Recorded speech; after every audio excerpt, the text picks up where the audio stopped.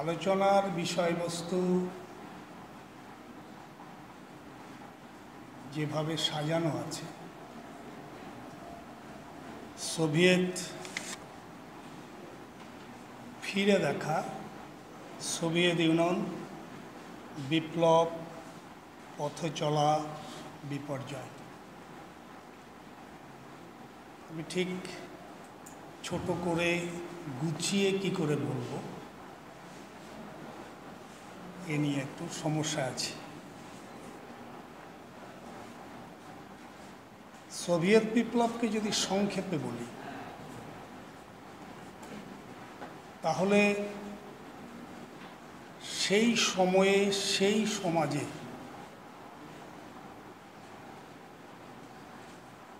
শাসন ব্যবস্থার সাথে জনগণের যে বিরোধ তৈরি হয়েছিল, যে বিরোধের ফলশ্রুতি হচ্ছে শাসিত শ্রমজীবী জনগোষ্ঠী যারা প্রতি মুহূর্তে মৃত্যুকে মোকাবেলা করে বেঁচে থাকে, আর তাদের মৃত্যুর যে আহাজারি, সেই আহাজারির ফলে সৃষ্ট যে সম্পদ তা ভোগ করে আনন্দ করে শাসক শ্রেণী। কখনো তার রুশের জার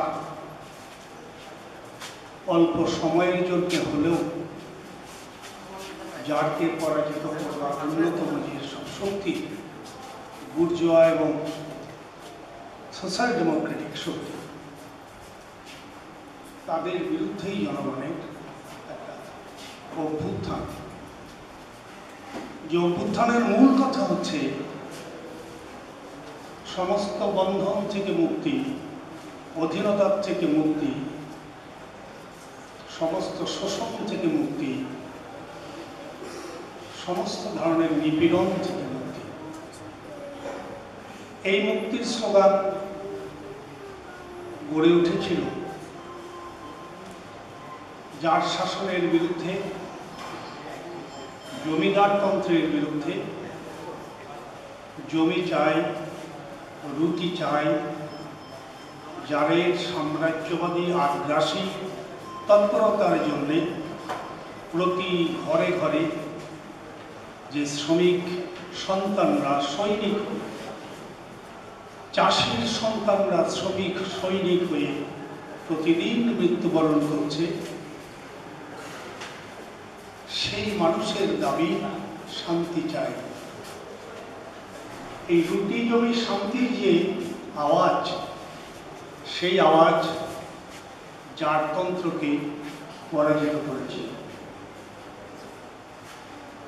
কিন্তু পরাজিত করেছিল সেখানে যেমন যারা বুর্জোয়া পার্লামেন্টারি গণতন্ত্র চেয়েছিল, যারা মুখে হলেও শ্রমিক চাষীর মুক্তি চেয়েছিল, বাস্তবে করেনি, করতে চায়নি, এবং সত্যি সত্যি যারা শ্রমিক চাষী মজুরের মুক্তির জন্য লড়েছিল, সেই বলশেভিক তারাও ছিল। এই যে কোশ্চেন একটা এসেছিল, যে কোশ্চেনটা তুলেছিল বলশেভিকরা, সেই কোশ্চেনটা কি? এই কোশ্চেনটা হচ্ছে সমাজের যে সংকট, সেই সংকট দূর করবার পথ কি, আদর্শ কি, উপায় কি, কারা এটার নেতৃত্ব দেবে? এই যে প্রশ্নটা, এই প্রশ্নটা খুব গুরুত্বপূর্ণ। এই প্রশ্নের জন্ম হয়েছে তার আগে, যখন ইউরোপে সামন্ত শাসনের বিরুদ্ধে বুর্জোয়া গণতান্ত্রিক গৌরবোজ্জ্বল বিপ্লবগুলো হয়েছিল। সেদিন সাম্যমৈত্রী স্বাধীনতার স্লোগান উঠেছিল, অন্যদিকে বিজ্ঞানের নবনব আবিষ্কারের মধ্যে শিল্প বিপ্লব ঘটছিল। সমাজের উৎপাদন ব্যবস্থার আমূল পরিবর্তন ঘটছে, রাজনৈতিক ব্যবস্থারও পরিবর্তন ঘটছে। কিন্তু নতুন ধরনের বিরোধ জন্ম নিচ্ছে সমাজে। সে বিরোধ হচ্ছে সমাজের পরিবর্তন ঘটছে, অর্থনৈতিক বিপ্লব ঘটছে। সেই বিপ্লব সমস্ত মানুষকে তার সুফল বয়ে আনতে পারছে না। সেই সময় বুর্জোয়া গণতান্ত্রিক বিপ্লবের যে আদর্শগত ভিত্তি, বুর্জোয়া মানবতাবাদ, সেই বুর্জোয়া মানবতাবাদী যে চেতনা সমাজে ছড়িয়ে পড়েছিল, সেখান থেকে এক শ্রেণীর মানুষ এই যে সংকট, সম্পদ সৃষ্টি হচ্ছে, কেন্দ্রীভূত হচ্ছে, আর আরেকদিকে দারিদ্র, দুর্দশা, অনাহার, মৃত্যু আবারও নতুন রূপে যে এসেছে, সেই মৃত্যু নিষ্পত্তি চেয়েছিল। নিষ্পত্তি চেয়ে তারা মনে করেছিল শিল্পপতিদের কাছে, মালিক শ্রেণীর কাছে আবেদন নিবেদনের মধ্য দিয়ে যদি আমরা কিছু করতে পারি, তাহলে বোধহয় সমাজের এই বৈষম্য, এই অন্যায়, এটা দূর হতে পারে। এই অমানবিক পরিস্থিতির একটা মানবিক সমাধান হতে পারে। আমরা ইতিহাসে, সমাজবিজ্ঞানে এই অংশটাকেই আমরা বলি কাল্পনিক সমাজতন্ত্র। এই যে কাল্পনিক সমাজতন্ত্রের এই লড়াইয়ের মধ্য দিয়ে এসেছিলেন মার্কস অ্যাঙ্গেলস। মার্কস অ্যাঙ্গেলস, তাদেরও কাছে এই প্রশ্নটা এসেছে, সম্পদ সৃষ্টি হচ্ছে, এই সম্পদ সৃষ্টিতে কার ভূমিকা, এ কথাটা ওনারা জানতেন। কেন স্মিথ, ডেভিড রিকার্ড ওরা বলেছেন সম্পদে শ্রমের ভূমিকা কি, সম্পদ সৃষ্টিতে শ্রমের ভূমিকা কি। তাহলে সম্পদ সৃষ্টিতে যে শ্রম ভূমিকা পালন করছে, সম্পদ মানে শ্রমের ঘনীভূত রূপ, সেই সম্পদের বন্টনের সংকট কেন? এই যে বন্টনের সংকট, তাহলে সেই বন্টনের সংকট কিভাবে হচ্ছে, কেন হচ্ছে, তার কার্যকারণ সম্পর্ক কি, এটা নির্ণয় করতে গিয়ে মার্কস অ্যাঙ্গেলস তাদের যে সংগ্রাম, তাকে ঘুরে বের করবার জন্য যত ধরনের গবেষণা, সেই গবেষণায় বের করলেন যে এই যে কারখানায় যে এখন শ্রমিক সম্পদ সৃষ্টি করছে, সেখানে একটা নতুন বৈশিষ্ট্য ওনারা দেখলেন যে সমাজের যারা শ্রম দিচ্ছে, সম্মিলিতভাবে শ্রম দিচ্ছে। কিন্তু অদ্ভুত সেটা, আগের সময়ের শ্রম আর এখনকার শ্রমের উদ্দেশ্য এক না, পাল্টে গেছে। আগে সমাজের মানুষ উৎপাদন করত ভোগের জন্যে, উদ্বৃত্ত হতো আরো অন্য কিছু সংগ্রহের জন্যে। দেখলে যে তা তো না, এখন সবাই মিলে শ্রম করছে সবার জন্যে। এই যে সবার জন্যে সবাই মিলে যে শ্রম করছে, সেটা মালিকানা যাচ্ছে অল্প কিছু মানুষের হাতে। এখান থেকে একটা বৈষম্য তৈরি হচ্ছে। আর এই বৈষম্যের শুদ্ধ উৎপত্তিটার উৎস কি?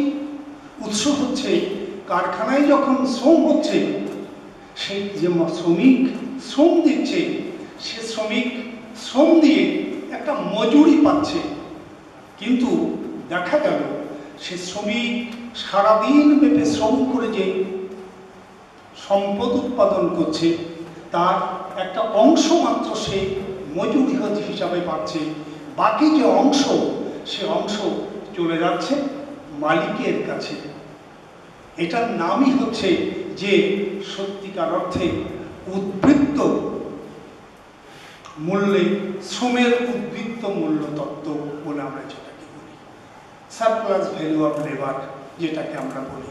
তো এই যে অর্থাৎ শ্রমিক যা সৃষ্টি করে তার সিংহভাগ মালিক নিয়ে যায়, সামান্য যা যে পায় সেটা তার কোনো রকম বেঁচে থেকে পরদিন যাতে সে শ্রম বিক্রি করতে পারে সেই পরিমাণ মজুরি পায়। এইভাবে একদিকে শোষণ, নিপীড়ন এবং অনাহার, কোনো রকমে বেঁচে থাকা, অন্যদিকে সম্পদের পুঞ্জীভবন, পুঞ্জীবিত সম্পদ যাদের তারা একটা শ্রেণী, এই শ্রেণীটি আবার তাদের এই ব্যবস্থাটাকে টিকিয়ে রাখবার জন্যে যে রাষ্ট্রশক্তির জন্ম দিয়েছে, সেই রাষ্ট্রশক্তি হচ্ছে আবার এই ব্যবস্থাটাকে টিকিয়ে রাখছে, কখনো স্তোত্র দিয়ে, কখনো শক্তি দিয়ে। এই যে দিয়ে রাখছে, সেই রাখাটাকে কিভাবে আমরা মোকাবেলা করবে, কারা মোকাবেলা করবে, এ বিষয়েও তারা বললেন এটা মোকাবেলা কিভাবে হবে। তখন তাদেরও সেই সময় সমাজ বিজ্ঞানের যতখানি গবেষণা অগ্রসর হয়েছে, সেই গবেষণার ফলাফল, সেই গবেষণার বিষয়গুলোকে সূত্রবদ্ধ করে মার্কস অ্যাঙ্গেলস দেখালেন যে সমাজটা আজকে যে জায়গায় এসেছে এই জায়গায় ছিল না, এর অতীত আছে। সেই যে অতীত, সেই অতীত তারও অতীত আছে, তারও অতীত আছে। এবং এই অতীত দেখতে গিয়ে দেখা গেল যে একটা সময় মানুষ যখন একটা সমাজবদ্ধভাবে প্রকৃতির সাথে লড়াই করে বেঁচে থেকেছে, তখন সমাজে বৈষম্য ছিল না, সমাজে একে অপরকে ঠকানো ছিল না, একে অপরকে প্রতারিত করবার ব্যাপার ছিল না। সবাই মিলে সংগ্রহ করেছে, সবাই মিলে খেয়ে পড়ে বেঁচেছে, সবাই মিলে প্রকৃতির সাথে, প্রকৃতি জগতের অন্য প্রাণীর সাথে মোকাবেলা করে হয় মৃত্যুবরণ করেছে, না হয় বেঁচে থেকেছে। এই যে জায়গাটা, সেই জায়গার থেকে অর্থনৈতিক ব্যবস্থার পরিবর্তনের স্তরে স্তরে এসে পুঁজিবাদী ব্যবস্থা হিসেবে যখন এখানে এসছে, সেই অর্থনৈতিক ব্যবস্থার সাম্যবাদী, যেটাকে ওনারা বলেছেন আদিম সাম্যবাদী ব্যবস্থা সমাজ, সেই ব্যবস্থার পরে যে দাস মালিকের ব্যবস্থা, সেই ব্যবস্থার পরে রাজা প্রজার ব্যবস্থা, সেই ব্যবস্থা, এই সবগুলো ব্যবস্থা আগের কালের তুলনায় নতুন করে উৎপাদন বৃদ্ধি করলেও নতুন আর একটা সংকটের জন্ম দিয়েছে। সে সংকট হচ্ছে একজন আরেকজনকে শোষণ করে বেঁচে থাকে। এই যে মানুষের শোষণের ব্যবস্থা, এটার জন্ম দিয়েছে। কিন্তু এই ব্যবস্থার বিরুদ্ধে আবার শোষিত মানুষই লড়াই করেছে, পরিবর্তন করেছে। শোষণকে পরিবর্তন করতে পারে নাই, কিন্তু ব্যবস্থার পরিবর্তন করেছে। অর্থাৎ সমাজে যে বিরোধের উৎপত্তি ঘটে, মানুষই সেই সমাজের শোষিত নিপীড়িত মানুষই সেই বিরোধ নিষ্পত্তির জন্য লড়াই করে। সেই নিষ্পত্তির লড়াইয়ে মার্কস অ্যাঙ্গেলস সেই জায়গায় আবারও দাঁড়ালেন যে আজকে পুঁজিবাদী অবস্থায় যে বৈষম্য তৈরি হয়েছে, শোষণ নিপীড়ন শুরু হয়েছে, এই শোষণ নিপীড়ন বৈষম্য থেকে মুক্তি যদি পেতে হয়, তাহলে শোষিত নিপীড়িত মানুষ তারাই হচ্ছে সব থেকে এগিয়ে থাকা জনগোষ্ঠী, যাদের পিছু টান নেই, সম্পত্তি রক্ষার মনোভাব নেই। তাদের একটাই আছে, হয় বাঁচবো চাহে মরবো, মুক্তিটা আনবই। এই যে কথাটা, এই কথাটাই মার্কস অ্যাঙ্গেলস স্লোগান আকারে সূত্রবদ্ধ করলেন যে শৃঙ্খল ছাড়া হারাবার কিছু নেই, জয় করবার জন্য আছে সমস্ত জগৎ।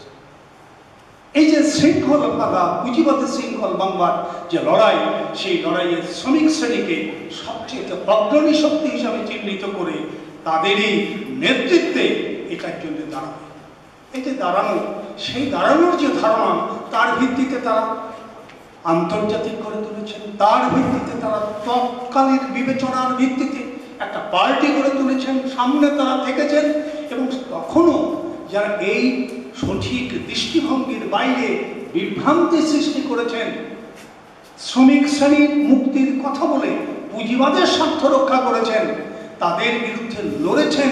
এবং মার্কসের মৃত্যুর পরে মাত্র 6 বছরের মাথায় সেই যে আন্তর্জাতিক সেদিন সত্যিকার অর্থে শ্রমিক শ্রেণীর ভেঙে পুঁজিবাদের স্বার্থ রক্ষাকারীরা দখল করেছিল, তাদেরকে বিতাড়িত করেছেন এবং তা ভেঙে দিয়েছেন, সেকেন্ড ইন্টারন্যাশনাল গড়ে তুলেছেন।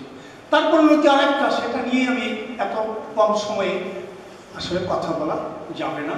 তো আমি যে কথাটা বলছিলাম, এই যে প্রশ্নটি মার্কস অ্যাঙ্গেলস যেভাবে সূত্রবদ্ধ করেছেন, মার্কস অ্যাঙ্গেলস যেভাবে পরিবর্তনের ক্ষেত্রে যেটা বলেছেন যে সমাজ পরিবর্তনের ইতিহাস, শ্রেণী সংগ্রামের ইতিহাস, নিপীড়িত শ্রেণী শোষক শাসক শ্রেণীকে লড়াইয়ের মধ্য দিয়ে পরাজিত করে নতুন ব্যবস্থার জন্ম দিয়েছে। এই যে বিপ্লবী পরিবর্তনের লড়াই, এই লড়াইয়ের এই সূত্রকে ধারণ করে অ্যাঙ্গেলসের মৃত্যুর পরে অনেকে এসেছেন সত্যিকার অর্থে একটা মার্ক্সবাদী সঠিক দৃষ্টিভঙ্গি সেটা ধারণ করতে পারেন না। এই জন্যে সত্যিকার অর্থে বিভিন্ন বিভ্রান্তির জন্ম দিয়েছেন। যদিও তাদের অনেক ধরনের ত্যাগ ছিল, চেষ্টা ছিল, পরিশ্রম করবার ব্যাপার ছিল, পারেন না। লেনিন এসে তার যে মার্ক্সের যে শিক্ষা, মার্ক্সের যুগের পরিপ্রেক্ষিতে সেই শিক্ষাকে ব্যাখ্যা করেছেন এবং মার্ক্সের যে মূল আবিষ্কার যে বস্তু জগৎ নিরন্তর পরিবর্তনশীল, এই পরিবর্তনশীল জগৎ তাকে সঠিকভাবে স্টাডি করে তার ভিত্তিতে সঠিক পদক্ষেপ নেওয়ার যে প্রশ্ন, এই প্রশ্নটা যদি সত্যিকার অর্থে যারা কমিউনিস্ট আন্দোলনে, বামপন্থী আন্দোলনে ছিলেন তারা যদি ধরতে না পারেন, তাহলে আজকের পরিপ্রেক্ষিতে করণীয়টা নির্ধারণ করতে পারবেন না এবং তারা সত্যিকার অর্থে মার্ক্সবাদী হয়ে উঠতে পারবেন না। এই যে চিন্তাটা, এই চিন্তাটা ধারণ করলেন। উনি বললেন যে মার্ক্সের যুগের যে পুঁজিবাদ, প্রতিযোগিতা আমলে বিকশিত পুঁজিবাদ ছিল, আজকের যে পুঁজিবাদ এটা হচ্ছে এই পুঁজিবাদ একচেটিয়া হতে হতে সাম্রাজ্যবাদী রূপ নিয়েছে। 1903 সাল থেকে 13 সাল সাম্রাজ্যবাদের বিকাশে সবচেয়ে বড় পিরিয়ড এটা। এই যে জায়গাটা, এই পুঁজিবাদ সাম্রাজ্যবাদী পুঁজিবাদ, কাজে এই পুঁজিবাদকে মোকাবেলা করবার যে প্রশ্ন, সেই প্রশ্নে আমাদেরকে ঠিক করতে হবে কিভাবে আমরা ঠিক করব, কিভাবে আমরা কাজ করব। সেদিন মার্ক্সের সময় মার্ক্স বলেছেন, অনেকে এটা দিয়ে ভুল ইন্টারপ্রেট করেন, মার্ক্স বলেছিলেন যে উন্নত পুঁজিবাদী দেশগুলোতে প্রথম শ্রমিক শ্রেণী রাষ্ট্র ক্ষমতা থাকে। এমনকি এ কথাও উনি বলেছিলেন যে ব্রিটেনে শান্তিপূর্ণভাবেও সমাজটা পরিবর্তন হতে পারে।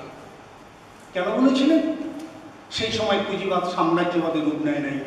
সেই সময় পুঁজিবাদ পার্লামেন্টারি বুর্জোয়া ডেমোক্রেসির যে সহনশীল পরিবেশ গড়ে তুলেছিল, সেখান থেকে উনি স্টাডি করে এটা বলেছিলেন। কিন্তু যখন উনি পরবর্তী পর্যায়ে দেখলেন পেরিকমুনের সেই অভ্যুত্থানের পরে ইউরোপের সমস্ত প্রতিক্রিয়াশীল স্বৈরাচারী বুর্জোয়া শক্তি যখন রক্তের বন্যায় ভাসিয়ে দিয়ে পেরিকমুনকে, স্বৈরাচারী বুর্জোয়া শক্তি যখন রক্তের বন্যায় ভাসিয়ে দিয়ে পেরিকমুনকে ধ্বংস করল, তখন আর মার্ক্স এই কথাটা তার সেই জায়গায় স্ট্যান্ড করেন নাই।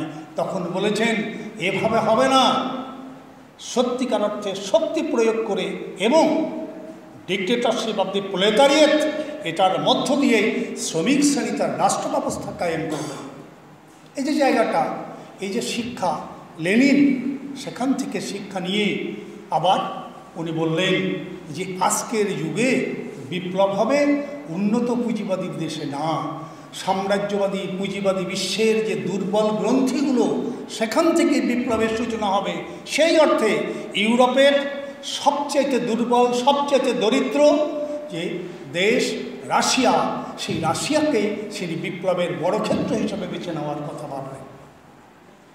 সেই সাথে উনি একটা কথা বললেন যে এই শক্তি যদি মোকাবেলা করতে হয় তার জন্যে কি লাগবে?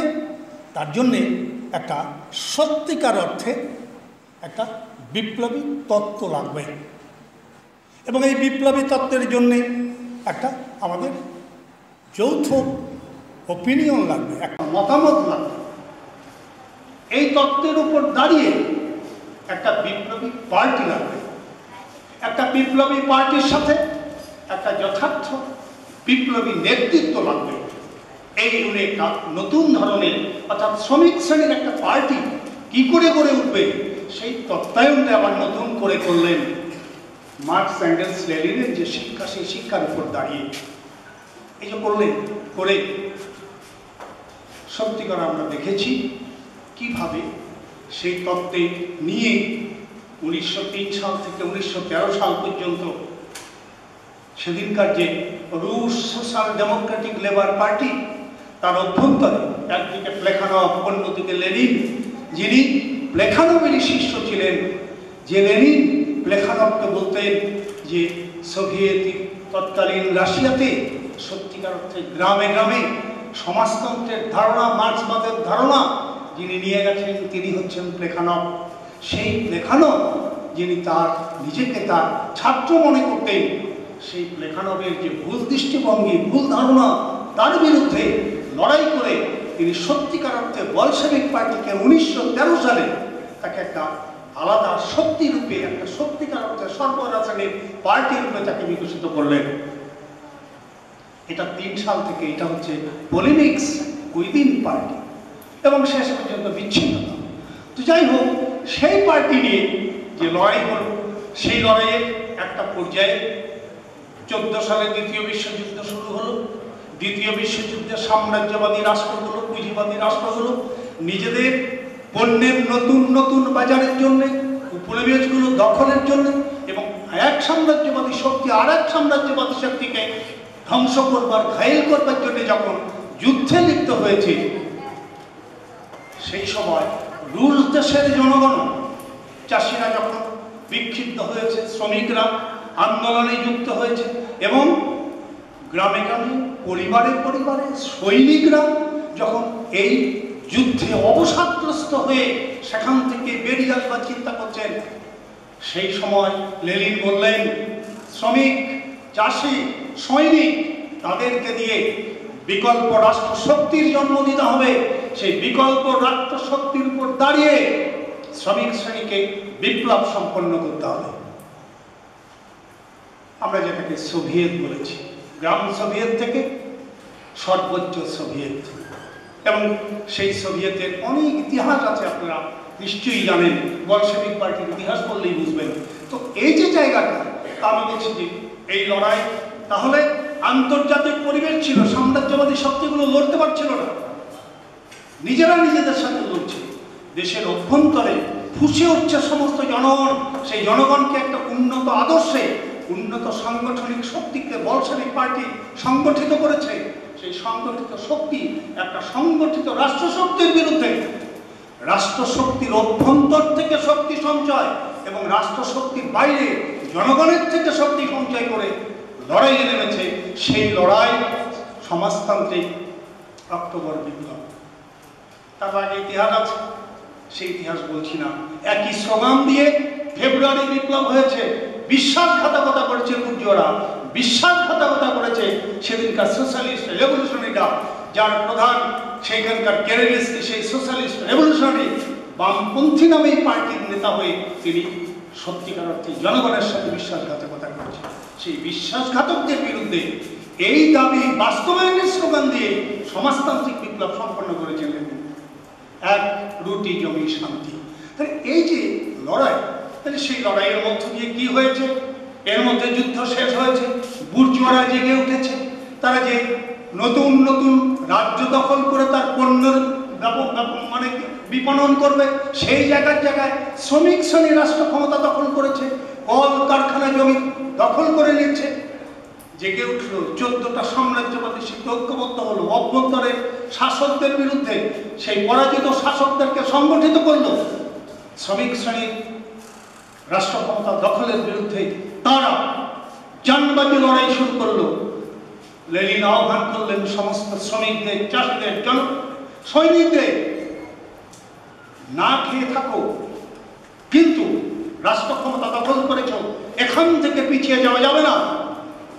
সাধারণ জনগণ এক বেলা খেয়ে না খেয়ে এই যোদ্ধা শ্রমিকদের জন্য খাদ্য সরবরাহ করেছে, সমস্ত জীবন দিয়ে কি করেছে। আর সেই যুদ্ধে সেই সাম্রাজ্যবাদী শক্তি 5 বছরের দীর্ঘ লড়াইয়ে পরাজিত হয়েছে, শ্রমিক রাষ্ট্র কায়েম হয়েছে। এর মধ্যে লেনিনকে খুন করবার চেষ্টা হয়েছে, সেটাও মরে যান নাই, ব্যর্থ হয়েছে। এই অবস্থায় থেকে লেনিন সমস্ত জনগণকে উদ্বুদ্ধ করেছে। কি খাবার তো দেয়নি, দিয়েছে একটা উন্নত আদর্শ, যে আদর্শের মধ্য দিয়ে লেনিন শিখিয়েছেন মনুষ্যত্ব, মানবতা। এই যে জায়গাটা, মনুষ্যত্বের উত্থান ঘটাও, না খেয়ে পড়তে পারো, মনুষ্যত্বকে বিসর্জন দিতে পারো না। তোমরা শ্রমিক, এই যে শ্রমজীবী মানুষের সর্বহারা শ্রেণী চেতনা, সেই সর্বহারা শ্রেণী চেতনার উন্নত স্তরে, উন্নত সাংস্কৃতিক স্তরে তিনি এটা তুলতে পেরেছিলেন। তাহলে মানুষ দুপথে মানুষ লড়াইয়ে নামতে পারে।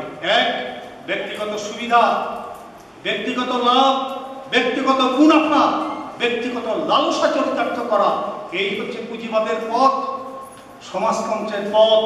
উন্নত মানবিকতা, উন্নত মনুষ্যত্ব, তার ভিত্তিতে সমস্ত মানুষের মুক্তির মধ্যে, সমস্ত মানুষের বাঁচার মধ্যে, সমস্ত মানুষের স্বার্থের মধ্যে ব্যক্তি স্বার্থকে একীভূত করা, লেনিন সেই স্লোগানে উদ্বুদ্ধ করতে পেরেছিলেন। লেনিনের যথার্থ উত্তরসূরি স্ট্যালিন সেই পথ অনুসরণ করেছিলেন জন্যেই সেই যে 1935 সালের মধ্যে সোভিয়েত ইউনিয়নকে এমন জায়গায় দাঁড় করিয়েছিলেন, ঘোষণা করতে পেরেছিল, ভিক্ষুক নেই, বনিতা নেই, বেকার নেই, নিরন্ন মানুষ নেই, পৃথিবীতে কোন দেশ দেখাতে পারবে না এইরকম করে প্রত্যেকটি মানুষ খেয়ে পরে মর্যাদার সাথে বেঁচে আছে। পৃথিবীর কোন দেশ দেখাতে পারবে না একজন নারী তার নিজের এক টুকরো রুটি সংগ্রহের জন্য সে তার দেহ বিক্রি করছে। অনন্য সেই দিকে পৃথিবীর যারা নিজেরা কমিউনিস্ট না, রবীন্দ্রনাথ থেকে বার্নার্স, আমাদের দেশের রবীন্দ্রনাথ, এরকম ডজন ডজন বুর্জোয়া মানবতাবাদী বুদ্ধিজীবী, সে যারা বলছেন যে সত্যিকার অর্থে সোভিয়েত ইউনিয়ন না দেখলে তীর্থস্থান দর্শন করা হয় না। তো এই যে জায়গাটা, এই যে বোধ, এই বোধকে রুটিন লালসা দিয়ে, ইনসেন্টিভ দিয়ে, খাবার ব্যবস্থা করে দিয়ে, পুঁজিবাদী ব্যবস্থার বিরুদ্ধে সত্যিকার অর্থে মানবিক ব্যবস্থার আদর্শ সংস্কৃতির যে লড়াই, সেই লড়াইয়ের অভ্যুত্থান ঘটিয়ে সেদিন এটা করেছেন স্ট্যালিন। এটার ভিত্তিতেই চিন্তা করুন, ইউরোপের সবচাইতে দরিদ্র দেশ 35 সালের মধ্যে শিল্প সমৃদ্ধ দেশ হয়েছে, প্রত্যেক মানুষের মৌলিক অধিকার নিশ্চিত করেছে। এসেছিল ফেসিবাদী আক্রমণ, একদিকে কূটনৈতিক পথে, অন্যদিকে সামরিকভাবে সেটাকে মোকাবেলা করেছেন। আর পার্টি এবং জনগণকে একাত্ম করে গড়ে তুলেছিলেন। মৃত্যু হতে পারে, ফেসিবাদ বিজয়ী হতে পারে না, মৃত্যু হতে পারে, সমাজতন্ত্র পরাজিত হতে পারে না, মৃত্যু হতে পারে লেনিনের দেশ, এই দেশ কোন শাসক শকুনের হাতে পড়তে পারে না। এই হচ্ছে স্ট্যালিন। দুইটা কাজ করেছেন। লেনিনের যে আইডিয়া, লেনিনের যে ধারণা, মার্ক্সবাদ সম্পর্কিত তার যে কন্ট্রিবিউশন, সেটাকে সূত্রবদ্ধ করেছেন। আজকে আমরা স্লোগান দেই মার্ক্সবাদ, লেনিনবাদ। এই লেনিনবাদ, এই শব্দ, লেনিনবাদের এই ধারণা, লেনিনবাদের এই দৃষ্টিভঙ্গি, এটা গড়ে তুলেছিলেন স্ট্যালিন। তার এই যে জায়গাটা, এই জায়গায় স্ট্যালিনের সেই যে নেতৃত্ব, সেই নেতৃত্ব দ্বিতীয় বিশ্বযুদ্ধে পরাজিত করেছে। পৃথিবীর দেশে দেশে, আমাদের তৎকালীন ব্রিটিশ স্বাধীন ভারতবর্ষে কি না হয়েছে, দলে দলে বুদ্ধিজীবী। গোটা ভারতবর্ষে সেই সময় উদীয়মান যত বুদ্ধিজীবী, প্রধানত বুর্জোয়া মানবতাবাদী, দলে দলে কমিউনিস্ট পার্টিতে, ভারতীয় কমিউনিস্ট পার্টিতে যুক্ত হয়েছে। এমন একজন প্রবীণের মানুষ, লেখক, সাহিত্যিক, সাংবাদিক, গায়ক, লেখক, নাট্যকার, সিনেমাকার, বলা যাবে না যে তিনি কমিউনিস্ট পার্টির সাথে কোনো না কোনোভাবে যুক্ত হন নাই, কমিউনিস্ট আদর্শে মহত্বে অনুপ্রাণিত হন নাই। এটাও ছিল সেই স্ট্যালিনের অবদান। দ্বিতীয় বিশ্বযুদ্ধে পরাজিত করে সেই যে সাম্রাজ্যবাদী পুঁজিবাদী রাষ্ট্রে নতুন নতুন বাজার দখলের খায়েশ মিটিয়ে দিয়েছেন, গোটা পূর্ব লোককে পুঁজিবাদ তাড়িয়ে দিয়েছেন। জার্মানির মতো উন্নত পুঁজিবাদী দেশে অর্ধেক পূর্ব জার্মানিকে সমাজতন্ত্র কায়েম করেছেন। তার ধারাবাহিকতায় পরবর্তী পর্যায়ে উত্তর কোরিয়া থেকে ভিয়েতনাম পর্যন্ত সেই যুদ্ধ সম্প্রসারিত হয়েছে। আর গোটা পৃথিবীতে যে ঔপনিবেশিক যে শক্তিগুলো ছিল, সেই ঔপনিবেশিক দেশগুলোতে সেখানে স্বাধীনতার যে সংগ্রাম বেগবান হয়েছে ভারতবর্ষ সহ, সেই বেগবান স্বাধীনতা সংগ্রামের ক্ষেত্রে স্টালিন এবং সোভিয়েত ইউনিয়ন পরবর্তী পর্যায়ে সমাজতান্ত্রিক যে বিশ্ব ব্যবস্থা করে উঠেছিল, সেটা ছিল বিশাল একটা শক্তি। আজকে কি হচ্ছে সেটা আমরা জানি। তাহলে এরকম একটা শক্তি কেন পরাজিত হলো, আপনাদের এটা প্রশ্ন। এই প্রশ্নে খুব বিস্তারিত আলোচনা করবার সুযোগ নেই। আপনারা যারা আমার মতো বকলমে অর্থনীতি জানেন, আপনারা আমার চাইতে হয়তো বেশি জানেন। তা আমি বলছি, তারা জানেন যে সোভিয়েত ইউনিয়ন 1952 সালে 19 কংগ্রেসে যে রেজুলেশন হয়েছে, সিদ্ধান্ত হয়েছে, সেই সিদ্ধান্ত হয়েছে যে এখন আমরা ক্রমান্বয়ে একটা দেশের মধ্যেই সমাজতন্ত্র থেকে সাম্যবাদের প্রথম স্তরে যাব।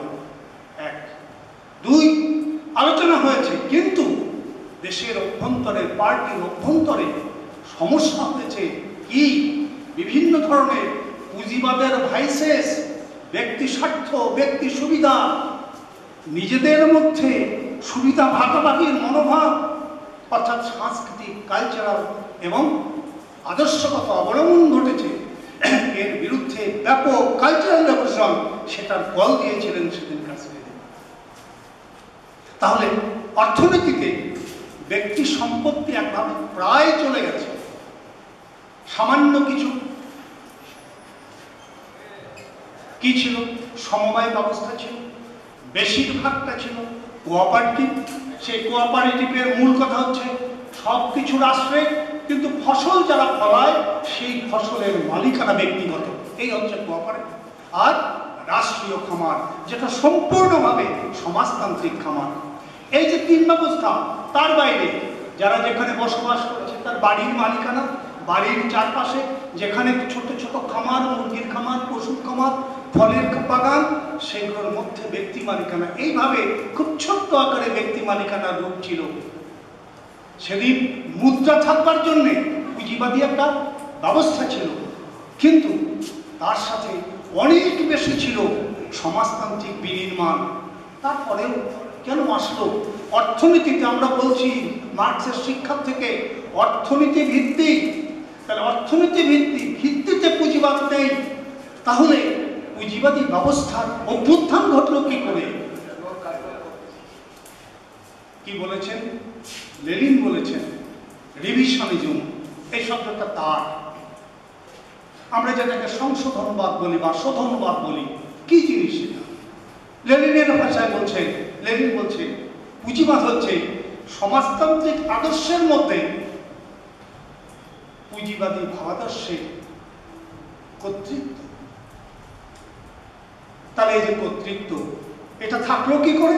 তাহলে অর্থনীতিতে সমাজতান্ত্রিক ব্যবস্থা থাকবার পরেও ভাবমানসে, চিন্তা জগতে, সংস্কৃতিতে এবং যতখানি ব্যক্তিগত স্বার্থ চিন্তা ছিল, সেই স্বার্থ চিন্তাকে সাংস্কৃতিক আন্দোলনের মধ্য দিয়ে যে মোকাবেলা না করার যে ফল, সেই ফল হচ্ছে আজকের সমাজতন্ত্রের পতন। এটা হচ্ছে প্রধান দিক, অন্যান্য দিকের বাদ দিলেও। এবং সেটা উস্কালো কি করে? উস্কালো 1956 সালে যে 20তম কংগ্রেস, সেই কংগ্রেসে যে সিদ্ধান্ত নিল জাতীয় আন্তর্জাতিক উভয় ক্ষেত্রে, একদিকে সাম্রাজ্যবাদী পুঁজিবাদী দেশের কাছে আত্মসমর্পণ, অন্যদিকে সমাজ বিকাশের একটা সেই স্তরে যে সমাজে যে সংকটগুলো, অর্থনীতিতে যে সংকটগুলো, মানুষের মনন জগতে, সাংস্কৃতিক জগতে যে প্রশ্নগুলো তৈরি হয়েছিল, সেই প্রশ্নগুলোকে উন্নত মার্ক্সবাদী আদর্শে সেটাকে মোকাবেলা না করে পুঁজিবাদী আদর্শকে ধার করে যখন ক্রুশ্চেভ রাস্তা চলা শুরু করলেন, তার ফলাফল হাঙ্গেরি, তার ফলাফল পোল্যান্ড, তার ফলাফল চেকোস্লোভাকিয়া, তার ফলাফল ফাইনালি সোভিয়েত ইউনিয়ন। তাহলে আজকে আমাদের কাজ কি? আমরা কেন আলোচনা করছি? আমরা এইরকম সংকটে আছি, একটা বড় নিপীড়নমূলক জায়গা, বড় শোষণের জায়গায় আমরা আছি। সত্যিকার অর্থে দেশে গণতান্ত্রিক ব্যবস্থা বলে কিছু নাই। জবরদখলকারী একটি সরকার, দেশীয় পুঁজি বিদেশি পুঁজির সমর্থন নিয়ে টিকে আছে।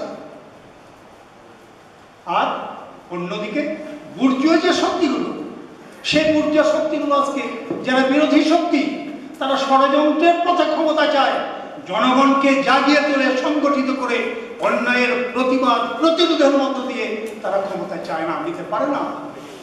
আর আমরা যারা বামপন্থী, আমরা আমাদের শক্তি কম, অন্যদিকে শক্তির পরে এই পরিস্থিতিকে মোকাবেলা করবার জন্য যে যথাযথ যে দৃষ্টিভঙ্গি এবং তার ভিত্তিতে সত্যিকার অর্থে জনগণকে সংগঠিত করে জনগণকে প্রতিরোধে প্রতিবাদে নামানোর যে কাজ, সে কাজের যে আমাদের ব্যর্থতা, সেটাও আজকের এই সংকটের কারণ।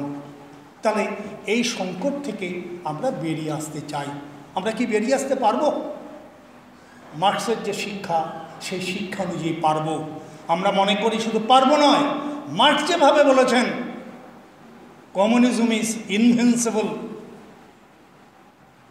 আমিও বলতে চাই সেই শিক্ষা নিয়ে যে আমাদের দেশেও পরিবর্তন অবশ্যই অবশ্যই ঘটবে। কেন ঘটবে? এখানে যে 1 লক্ষ কোটিপতি আর 15 কোটি মানুষ ছোবরা হয়ে যাচ্ছে, মধ্যবিত্ত ভেঙে যাচ্ছে, প্রতি বছর 25 লক্ষ লোক বেকার হচ্ছে, কোটি কোটি বেকার, চাকরি আজকে কি নম্বর বিষয়? টাকা থাকলে চাকরি আছে, টাকা থাকলে শিক্ষা আছে, টাকা থাকলে মনুষ্যত্ব অধিকার আছে, না থাকলে নেই, দেহ বিক্রি করে বাঁচো, এই হচ্ছে পরিস্থিতি। অথবা রাস্তায় খুঁজে খুঁজে বাঁচো, অথবা তোষামদি করে দালালি করে বাঁচো। মনুষ্যত্ব বিপন্ন, মানবিকতা বিপন্ন। এই বিপন্ন মানবিকতা আওয়াজ তুলছে তার মুক্তির। সেই মুক্তি তখনই হবে যখন একটা সত্যিকার অর্থে সেই লেনিনের শিক্ষা, একটা সঠিক তত্ত্ব নির্মাণ, তার ভিত্তিতে একটি সঠিক পার্টি গড়ে তোলা, সেই পার্টির নেতৃত্বে সঠিক নেতৃত্ব জনগণকে যখন এমব্রেস করতে পারবে, তার ভিত্তিতে পরিচালিত করলেই পরিবর্তন হবে, এবং সেই পরিবর্তন হবেই। মার্কস, অ্যাঙ্গেলস, লেনিন, স্টেলিন, মাও সেতুং এবং আমি যে পার্টি করি, বাংলাদেশের সমাজতান্ত্রিক দল মার্ক্সবাদী, আমরা লেনিন, স্টেলিন, মাও সেতুংয়ের এই শিক্ষার আমরা মনে করি একটা উন্নত রূপ। কমরেড শিবদাস ঘোষ, তার শিক্ষায় আমরা পথ চলছি। সেই পথে আমরা মনে করি আমরা পথ খুঁজে পাব, আমাদেরও পরিবর্তন হবে, সমাজতন্ত্র অপ্রতিরোধ্য, আমরা বিজয়ী হব। আপনাদের আয়োজন করে ডাকবার জন্যে আপনাদের সবাইকে ধন্যবাদ। আপনাদের ধন্যবাদ।